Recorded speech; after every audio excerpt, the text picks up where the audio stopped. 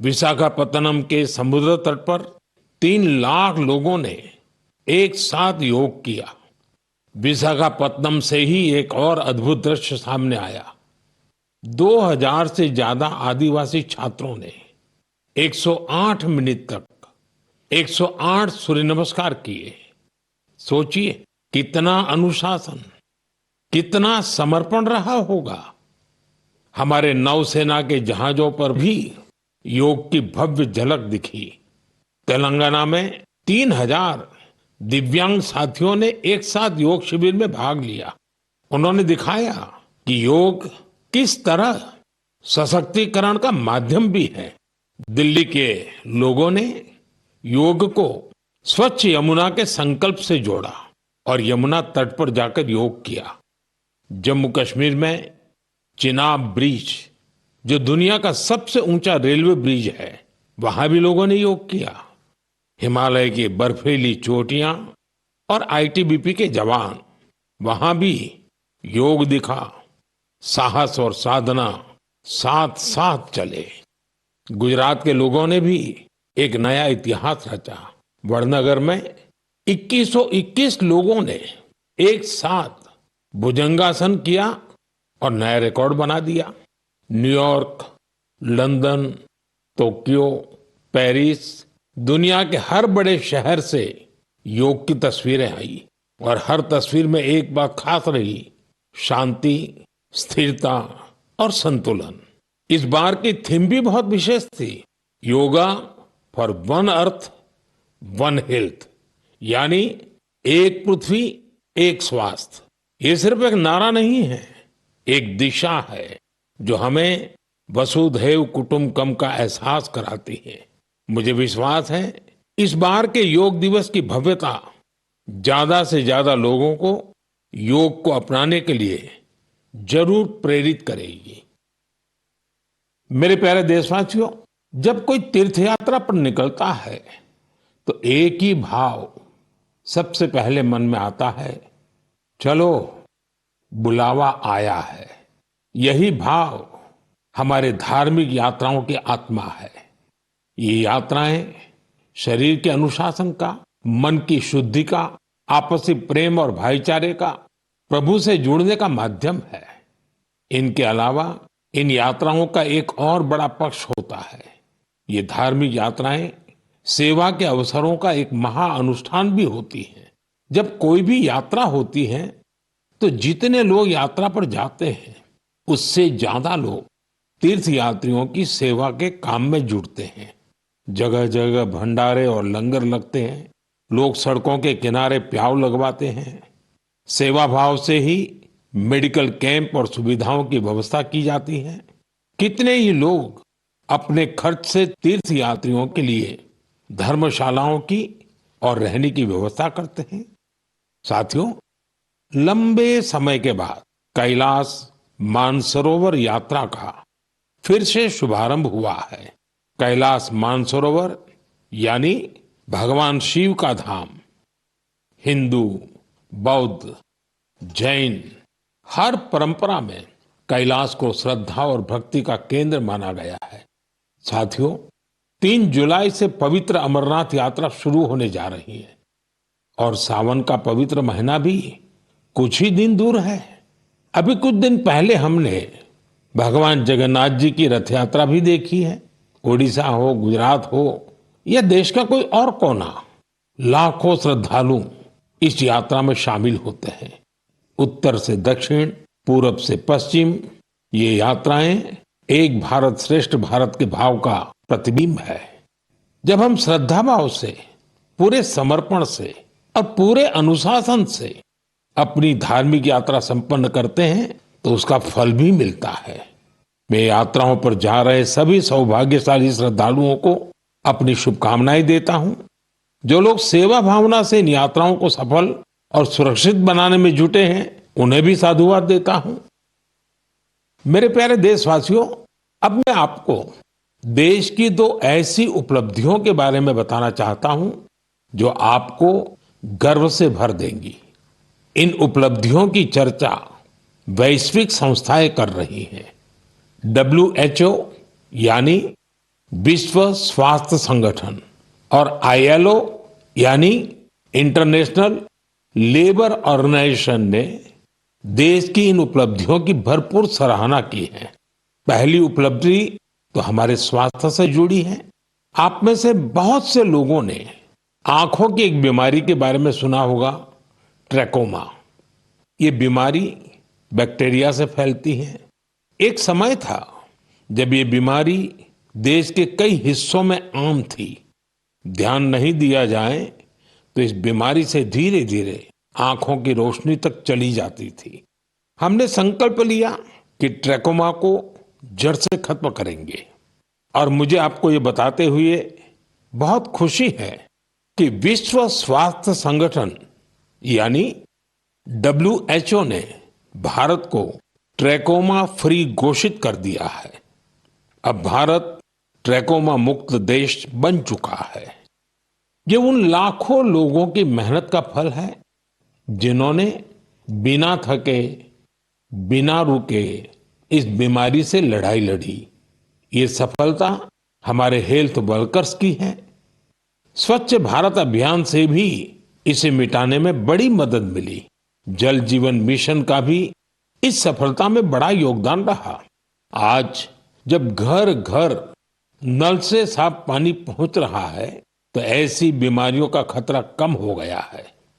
विश्व स्वास्थ्य संगठन WHO ने भी इस बात की सराहना की है कि भारत ने बीमारी से निपटने के साथ साथ उसके मूल कारणों को भी दूर किया है।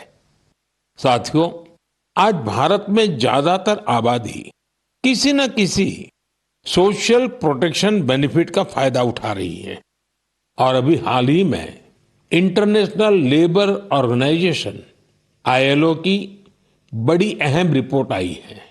इस रिपोर्ट में कहा गया है कि भारत की 64%, 64% से ज्यादा आबादी को अब कोई न कोई सोशल प्रोटेक्शन बेनिफिट जरूर मिल रहा है।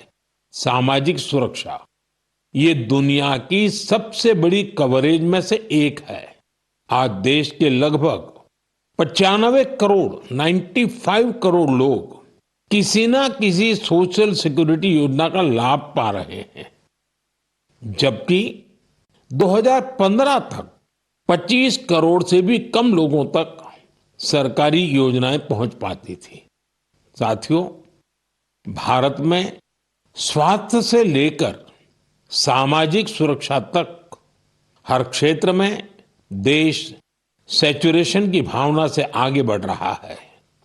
ये सामाजिक न्याय की भी उत्तम तस्वीर है। इन सफलताओं ने एक विश्वास जगाया है कि आने वाला समय और बेहतर होगा। हर कदम पर भारत और भी सशक्त होगा। मेरे प्यारे देशवासियों, जन भागीदारी की शक्ति से बड़े बड़े संकटों का मुकाबला किया जा सकता है। मैं आपको एक ऑडियो सुनाता हूं। इस ऑडियो में आपको उस संकट की भयावहता का अंदाजा लगेगा। वो संकट कितना बड़ा था, पहले वो सुनिए, समझिए। आखिर ये जो जुल्म हुआ 2 साल तक, जुल्म तो 5-7 साल से शुरू हो गया था, मगर वो शिखर पर पहुंच गया है 2 साल में, जब इमरजेंसी लोगों पर ठोक दी और अमानुषी बर्ताव लोगों के साथ किया गया। लोगों के स्वतंत्रता के हक छीन लिए गए। अखबारों को कोई स्वतंत्रता न रही। न्यायालय बिल्कुल निर्बल बना दिए गए और जिस ढंग से 1 लाख से ज्यादा लोगों को जेल में बंद कर दिए और फिर अपने मनमानी राज की ओर से होती रही, उसकी मिसाल दुनिया के इतिहास में भी मिलना मुश्किल है। साथियों, ये आवाज देश के पूर्व प्रधानमंत्री श्रीमान मोरारजी भाई देसाई की है। उन्होंने संक्षेप में लेकिन बहुत ही स्पष्ट तरीके से इमरजेंसी के बारे में बताया। आप कल्पना कर सकते हैं वो दौर कैसा था।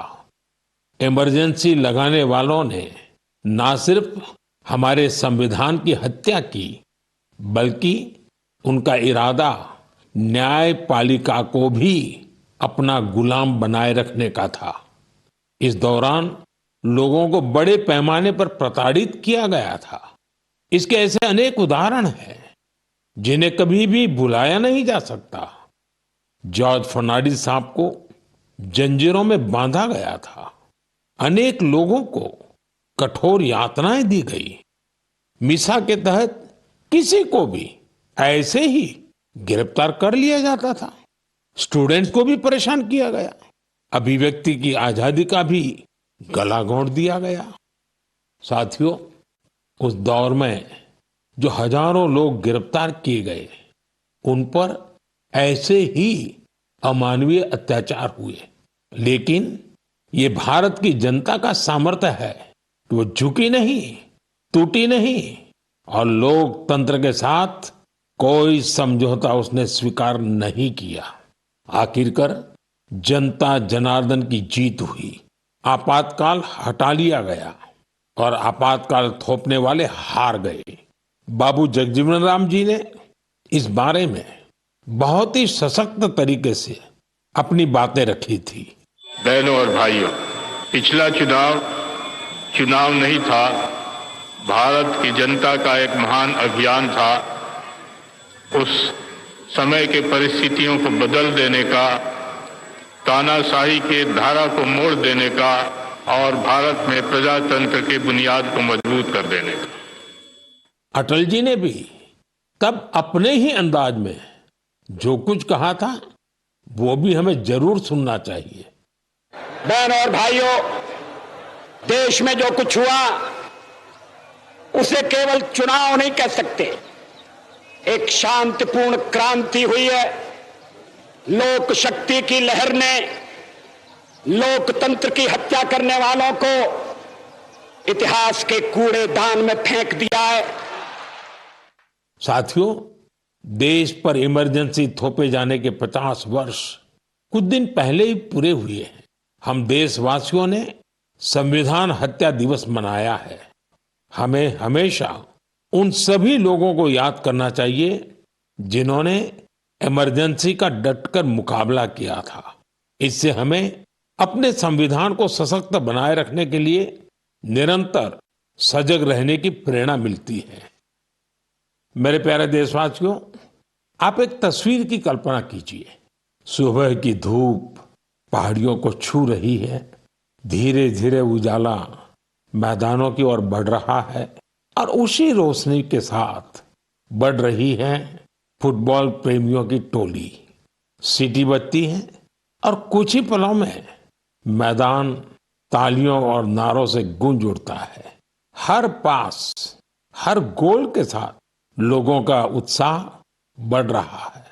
आप सोच रहे होंगे कि कौन सी खूबसूरत दुनिया है। साथियों, ये तस्वीर असम के एक प्रमुख क्षेत्र बोडोलैंड की वास्तविकता है। बोडोलैंड आज अपने एक नए रूप के साथ देश के सामने खड़ा है। यहाँ के युवाओं में जो ऊर्जा है, जो आत्मविश्वास है, वो फुटबॉल के मैदान में सबसे ज्यादा दिखता है। बोडो टेरिटोरियल एरिया में बोडोलैंड कैंप कप का आयोजन हो रहा है। ये सिर्फ एक टूर्नामेंट नहीं है, ये एकता और उम्मीद का उत्सव बन गया है। 3,700 से ज्यादा टीमें, करीब 70,000 खिलाड़ी और उनमें भी बड़ी संख्या में हमारी बेटियों की भागीदारी। ये आंकड़े बोडोलैंड में बड़े बदलाव की गाथा सुना रहे हैं। बोडोलैंड अब देश के खेल नक्शे पर, स्पोर्ट्स के मैप पर अपनी चमक और बढ़ा रहा है।